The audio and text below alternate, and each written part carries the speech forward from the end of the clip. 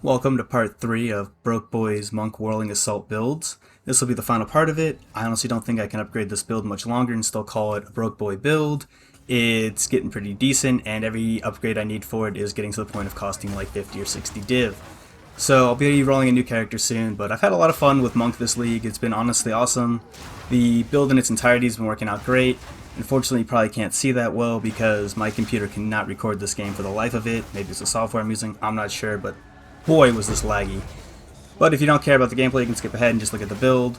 If you do want to see it in action, it is super powerful. Despite the lag, I was still basically, was straight up unkillable. And so that's that. Herald of Ash ended up being an awesome upgrade for the build. An Ingenuity belt goes a long way, especially when you're way too broke to afford a Mage's Blood or a Headhunter, and have decent rings. And I'll get into that more in the build going on, but as you can see in the gameplay, it's just literally Whirling Assault forward. We're using our charges to charge our staff. We're using the Chaos charge to give us both free charges back and give us more of that Chaos damage. We have Pizzara's Vengeance giving us ice damage. We have Blazing Critical giving us Gained as Fire. We're just stacking it all up and deleting everything in the game. It's awesome. Build's super fun, super easy, clears real fast.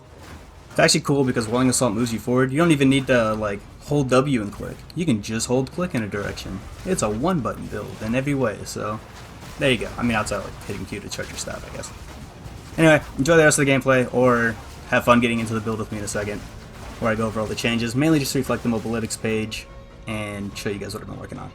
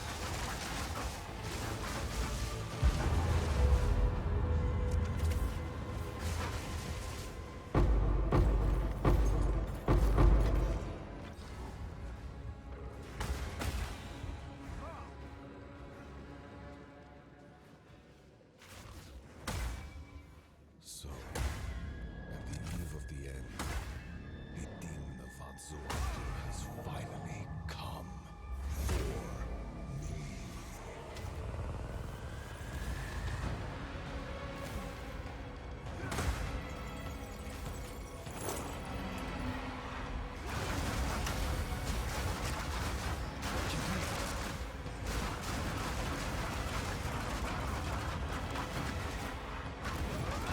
I can't give up.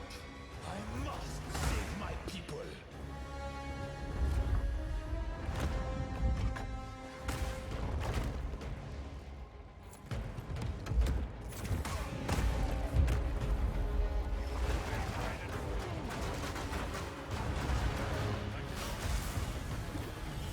How foolish.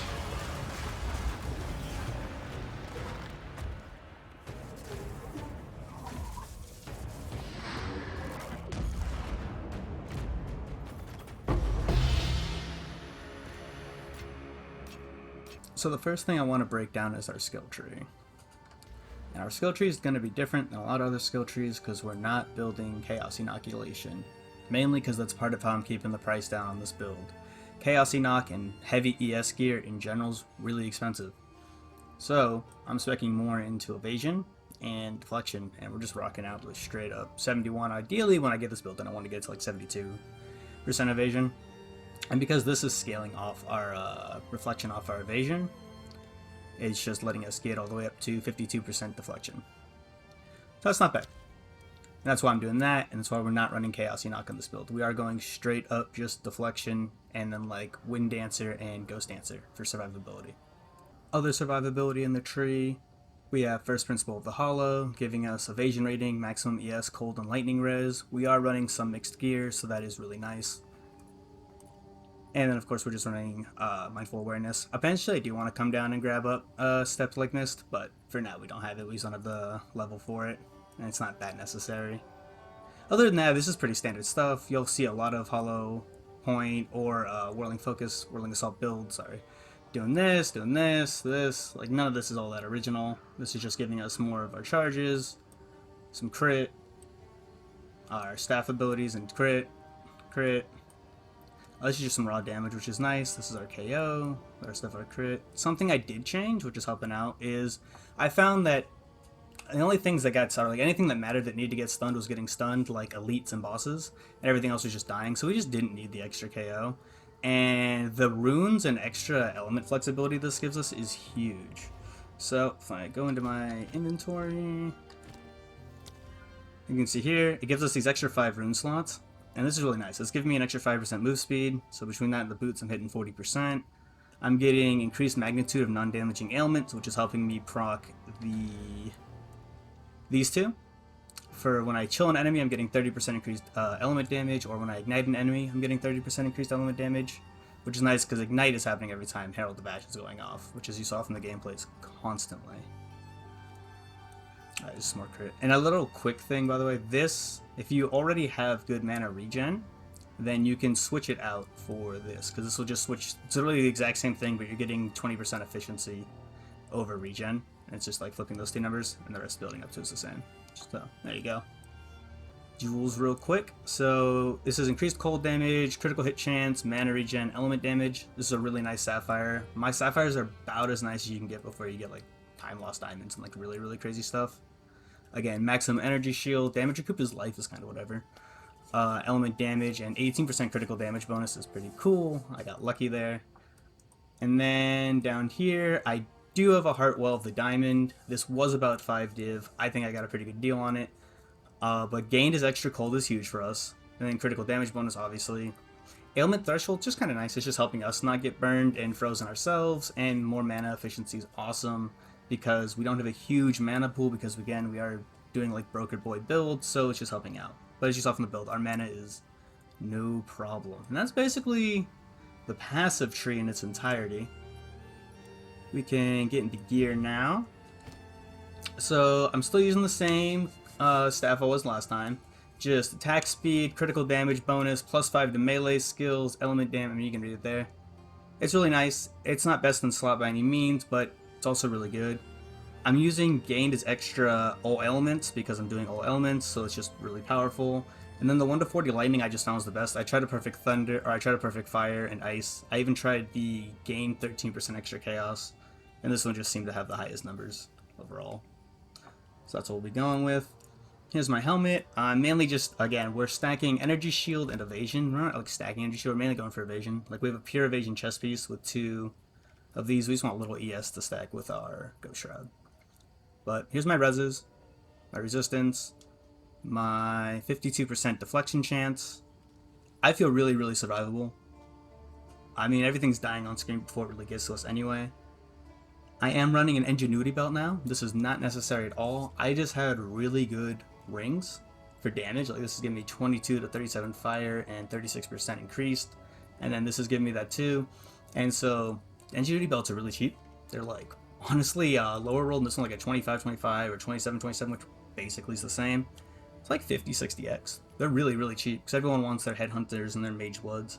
If not though, just run a good res belt and you can get better runes in here. You can get reses, you can get more health, more mana, just more survivability out of your belt. It's really a free slot. Do whatever you want with it.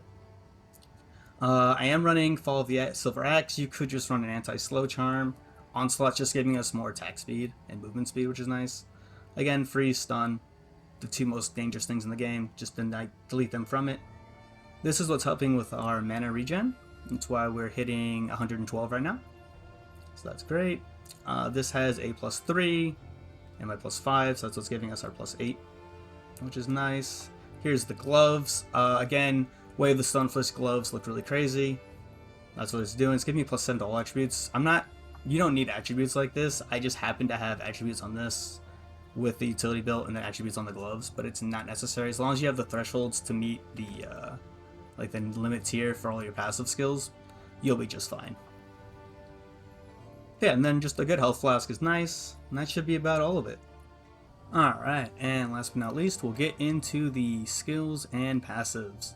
So, there's nothing in this, it's really not important. Honestly, at this point, we don't need the secondary thing at all. That's why I didn't even mention it. It's just there. I kind of just left it in the build. It serves zero purpose at all. We get our frenzy charges in many other ways. So you can completely ignore the talisman and devour. Cool. Quarterstaff. Also, the only reason I put anything in it is because some of the enemies in these maps are faster than you and chase you down and drain your mana faster than you can do anything. And if they're slowing you, it's rough. So just having an ability that costs no mana that I can just turn around and bonk them real quick just to make them leave me alone is very nice. Other than that, we have Hollow Focus. We want Magnified Area, so when we hit our Spirit Bells, they're doing more effects. We want them to show up faster. We want them to do more damage, because they're only ever going to be in close range. Blinding is helping us survive. And Life Drain, I'm not going to lie to you, it's not doing that much for us. Hollow Form, we have Whirling Assault in it. We have Element, we have Close Combat, Point Critical, and Blindside. Our Whirling Assault, we have Rage, because this is what we're spamming all the time. That's just 30% more damage. Ancestral Call, like every 1 or 2 spins, we're getting a damage boost. It's nice. Point Critical is what's giving us above that 60% crit chance. Efficiency is what's making us able to spam it, and giving us more element damage. Charge Staff's nice. We have Inverit, giving us more thunder damage. We have Prolonged Duration. We have Blazing Critical for gained as fire. I have Freeze to make it so when I'm doing those little projectiles there, I have more chance to freeze enemies. To trigger Bahad's Vengeance, giving us just gained extra has Ice, which is nice. Tempest Bell, Magnified Area, Ancestral Call, which is going to happen pretty much every time we use it, because we're only popping Ancestral Bell on like bigger packs of enemies. Close Combat, again, Element, Durability, so it can take more hits to deflect more of that damage for like Whirling Assault on bosses. Killing Palm, Freeze again, Blazing Critical, Charge Refusion, so when we do kill enemies we're getting even more charges. Throw the Kill to give us that damage boost. Mercuries of Destruction, we're getting Chaos Mastery for an extra level. We're getting Prolonged Duration. Infinite Chimes are really good.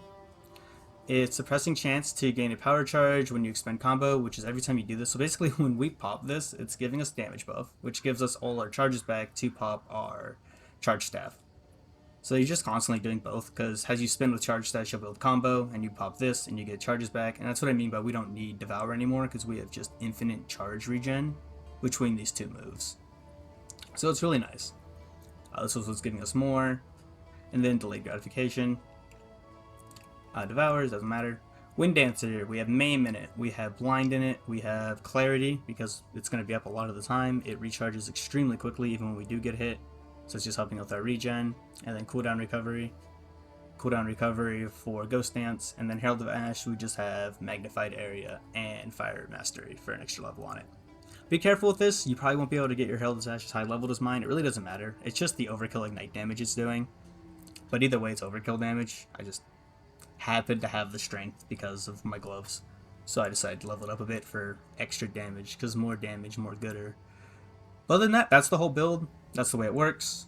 That's it in action. That's the passive trees. Atlas tree doesn't really matter. I can quickly pop into it for you just so you can see it. But like, there you go. I need to work on my center one more. I've been ignoring it and just having fun doing the outer ones, minus the temple. And that's that. Thanks so much for watching, guys. I hope you can enjoy the build. I hope you can get into the much more cheaper build if you wanted to use Whirling Assault Monk and you don't have the crazy amount of divines and the super support gems that they want you to have. I got you. There you go. Enjoy.